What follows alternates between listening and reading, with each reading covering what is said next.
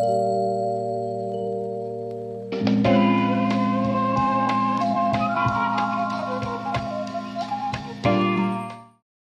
you're applying to positions without first doing a deep research on the company, you actually could be gambling with your career. So I'm Tina from Move with Courage Careers, and I'm here to talk to you about the 5 levels of deep company research that most people skip. And many, including the last one, really uncover a lot of red flags that you may want to avoid. And this is perfect as you move forward in your job campaign, your career development, and you look to find companies that match you instead of you matching them, the other way around. So most people completely skip researching the company. I understand why. If you are deep into a job search and the bills are coming due, you're going to make some choices. You're going to prioritize some things over the other. Maybe that prioritization looks like sending out a bunch of bulk resumes to companies that, if they don't look at you, maybe you think, well, why should I look at them too deeply? And I understand that. But there is a piece here when you get more serious and more into the job search where you do start to niche in, you do start to target in, and really look towards a different strategy where you're actually actively making connections with people and really learning more about the company. And this is helpful for you in so many ways, but really it just helps you to determine if this company deserves you or not. They deserve your energy, they deserve your work. Do they deserve it? But it is true. Most people, for convenience sake, for ease sake, maybe while they have their bridge job and they just have a little bit of time in the evening, they scroll job boards, they apply quickly, they don't really have time to scan the company, not only for if the company has any red flags in their job description or green flags, but even sometimes if the company is actually legit. We have now scammer companies that are fake, or ghost positions, or companies that don't even exist, right? And so anyway, they sort of scan a bit and they spam apply and they hope for the best. And part of me really understands this, because when you're in a time crunch, when you're in urgency crunch, this seems like the quickest option where we are prioritizing speed. But like I said, 46% of people, they do overlook researching, and they are missing some clues that could actually save them some time. The other half of people, when they do look at a company, they're really only looking at their compensation and their benefits. Completely understand it. Why are we working but not to have compensation, right? And to a lesser degree, the employee happiness and all the other features with culture. And why this fails for people is, once again, it doesn't really ensure that this company matches their priorities, where they are at that moment. But also, it makes it so if you don't know too much about that company, if you make it to the interview, you probably will perform a bit less well on that interview because you don't know as much about the company. And of course, then if you get past that, there is this risk of really ending up in a bad fit role, which will cost you time and money as you learn to cope with it, decide that it's not a good fit role, and do another job search. And in the end, it will lower your confidence and your ability to manage your mindset and do another job set in the future. So this is why I tell my clients to really be a creeper and to really kind of stalk the companies that they're interested. Have a short list of 10 companies that they really think are a good fit. And a lot of times just even doing this leads to other companies, adjacent to the ones that they really like, that are just as good in the same category. So the level 1 of any company, the first thing usually that you see that comes across your desk is that job posting. And so before you apply to any job, really take a fine-tooth comb over the job description. I can't tell you how many times a client sends me a job description and I'm thinking, oh, you need to run. This is not a good situation. Or even certain words that I see that I know for myself personally are a trigger that probably won't be for another person. For me, if I see something like thick skin required, or highly competitive. I know me personally as a collaborative person that tries to be very compassionate and kind. That's my head for the hills red flag. But for other people, it may be exactly the motivation they want. So your red flags will be, of course, personal to you, but there are some that really hint at deeper problems or deeper transitions within the company, which you may be looking for at that time. And then if you look, and I have a blog that I've really done a lot of detail on all of this today. But of course, the ones that come to mind are fast paced. Maybe you like fast paced though, but fast paced can hint at being sort of chaotic and maybe not very regulated in the scope or the pacing of work. Wearing many hats means your role might not really be defined, and there may be things thrown at you after you do get hired. And this idea of self-starter, which depending on who you are, maybe you do not like to have your hand held. I understand that, but it could also mean that there's not a lot of training for the position, which means that things are not really formalized as far as flows and SOPs. So, really just take a fine-tooth comb on this layer and see if there's anything that pings also your triggers. I think too, a company that is transparent will have their compensation and benefits and other information listed. And that to me always shows to me a lot better than companies who do not have that listed. So this alone, looking through the job description with a fine-tooth comb, being very discerning, this can save you from walking into the wrong job. So moving on to level 2, this is the company marketing. This is what you see, after you click out of that job description and go to the company, maybe LinkedIn, and you see the overview of their company page or the about.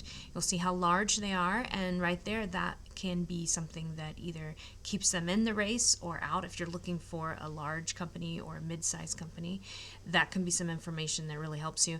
Also, you're going to look at the sort of structure they have. Anything that tells you, are they currently being bought? Is this a company that is maybe private equity? Some sort of piece maybe that has some interest to you there. From there, you're going to go right to their posts, and you can see what they care about, at least what they are showing that their values are as a company. You can do a lot of that research on LinkedIn. I also like on their company page on the about, and I think I talk about this a bit later, but you can tell if they are growing or not. You can tell, has there been layoffs, just from that little graph. And from there, go to their website. Take a look at their hiring process. You can see a lot of times compensation is there a lot of times.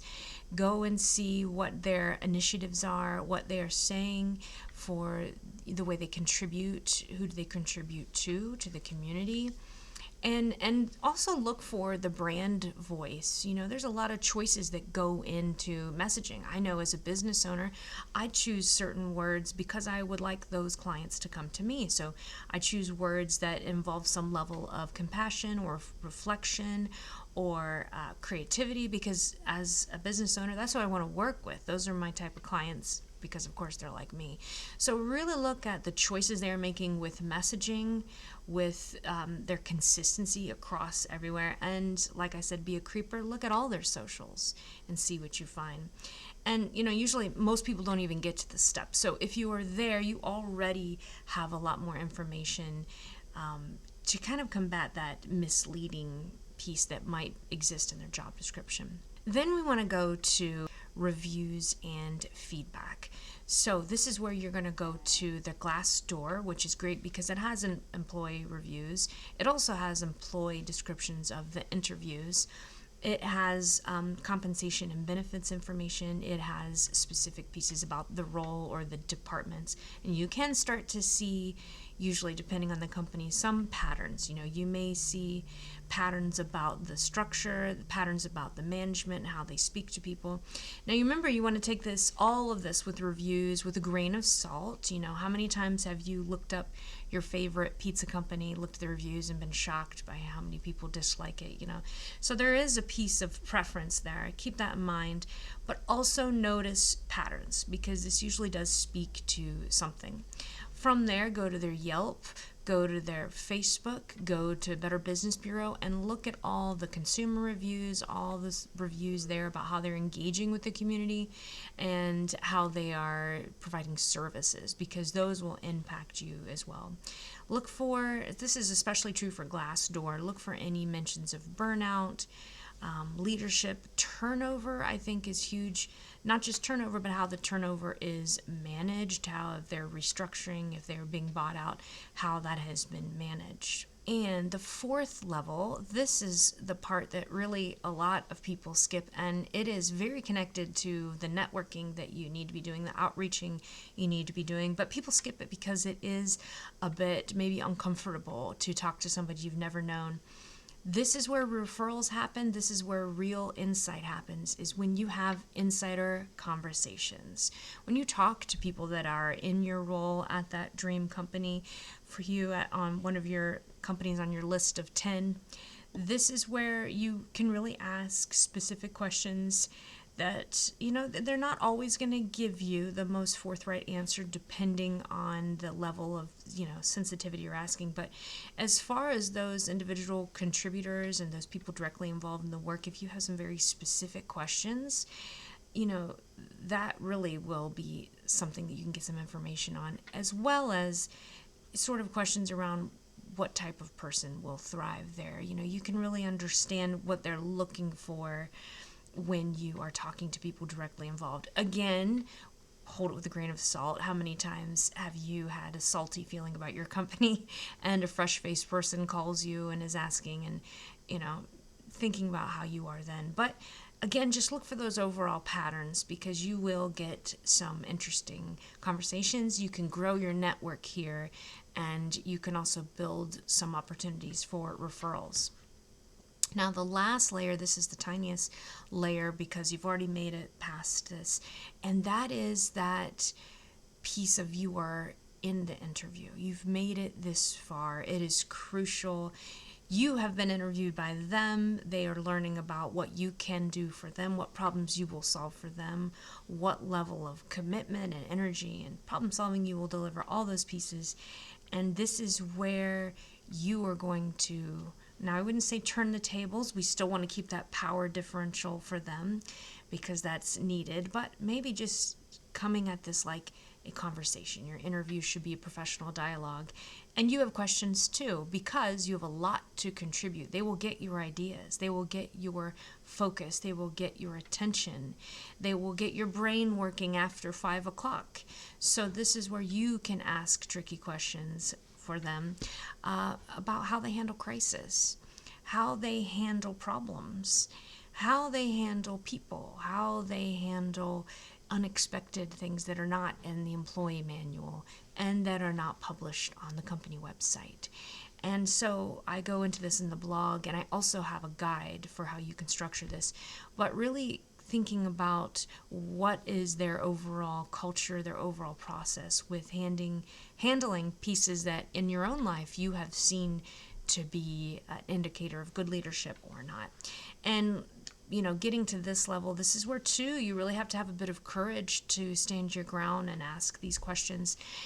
But however, you are in a moment of exchange, because if you are a hardworking person, a discerning person, you are going to give a lot to that job, and this job needs to be one that deserves you. This job also needs to be one that lines up with your priorities as well. So, I've seen clients avoid bad fit companies just, even at that last step, crucial questions that they ask. But a lot of companies have been weeded out in the stages of the conversation, the insider conversations, level 4, where they're actually learning about, okay, so what does this specific department do? What did the predecessor do? People have really dodged bullets that way, and also been given referrals to other companies, recommendations to other companies that they might not have seen. Maybe because there's a hidden job posting that is only available internally or is not yet published. So think about all this and really remember that this is about you evaluating them and that it is okay for you to ask these questions, because it also shows that you've done your homework. It shows that you care about yourself, your work, your thinking, the level of value you bring, and then it matters to you to, of course, have a good fit. So if you want a step-by-step guide in more detail, follow along down below to my blog and download the guide that will be emailed to your inbox, along with a free email series. And, if you are at the point where you're fine with looking at their social media, but that outreach piece where you are meeting people and outreaching to them, asking for conversation feels weird, take a look down below at my networking blog that I have along with the free guide. And I also have a low-cost course for that as well. Reach out if you have any questions. Don't forget to read the detailed blog below and download the guide. And happy researching.